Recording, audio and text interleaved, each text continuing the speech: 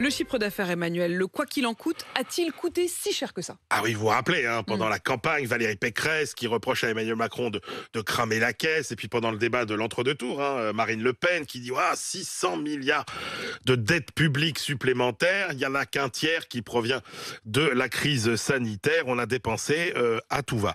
Et là, on a une étude qui est menée par FIPECO, qui est un site spécialisé dans les finances publiques, le meilleur, quasiment, allez voir sur Internet, vous aurez beaucoup de choses. Et là, on découvre quoi? Eh bien, on découvre, par exemple, en prenant le critère qui est vraiment le juge de paix, c'est-à-dire les dépenses publiques, quand on regarde comment elles ont augmenté, eh bien, elles ont augmenté moins qu'ailleurs pendant la crise sanitaire. En gros, entre 2019 et 2021, elles ont augmenté de presque 11%. C'est 14,5% dans la zone euro en moyenne. C'est presque 18% en Allemagne. Il n'y a que en Finlande que l'augmentation des dépenses publiques a été plus faible Finalement, qu'en France. ça veut peut-être dire qu'en France, la France aurait pu faire encore plus? Alors, le problème, c'est que, à la différence des autres, on part d'un niveau qui était extrêmement élevé.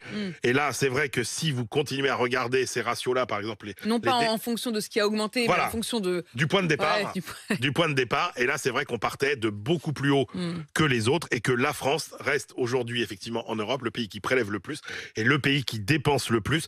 Les dépenses publiques, c'est 59% du PIB. La moyenne de la zone euro, c'est quand même 7 points de plus.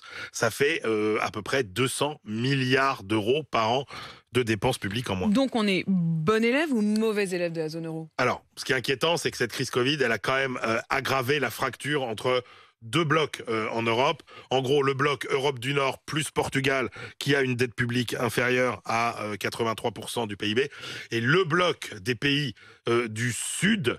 Alors, dans les salles de marché, ils ont une expression assez rigolote pour différencier le Nord et le Sud. Ils disent il y a d'un côté les buveurs de bière et de l'autre côté les buveurs de vin. Voilà, nous, les Français, on est de plus en plus dans le clan des buveurs de vin, puisqu'on fait partie des quelques pays qui ont cette dette supérieure à 100% du PIB. Là où ça va poser problème, c'est quand les taux d'intérêt vont recommencer à augmenter et que la dette va coûter beaucoup plus cher. Ce sera très compliqué à gérer pour la zone euro.